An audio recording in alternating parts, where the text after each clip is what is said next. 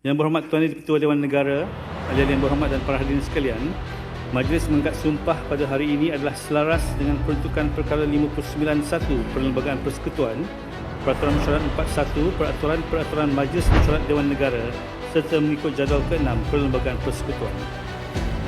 Dengan hormatnya, saya menjemput ahli yang berhormat yang berikut untuk mengangkat sumpah di hadapan Yang Berhormat Tuan Yang Ketua Dewan Negara. Dipersilakan. Pertama, Yang Berhormat Tuan Haji Musaddiq bin Ahmad. Bismillahirrahmanirrahim.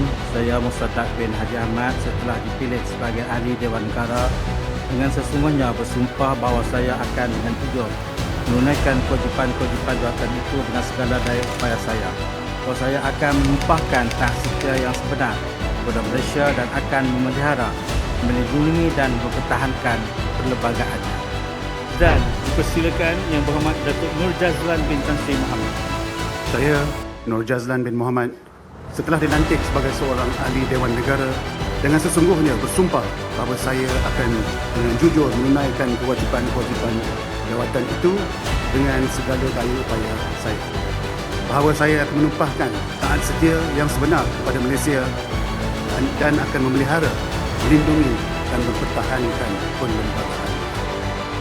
Saya mohon mengemukakan cadangan iaitu Yang Berhormat Senator Datuk Nur Jazlan bin Tan Sri Muhammad dipilih sebagai timbalan Tuan Yang di-Pertua Dewan Negara dan mengikut Peraturan Mesyuarat 5/2, saya telah memastikan bahawa beliau bersetuju untuk berkhidmat.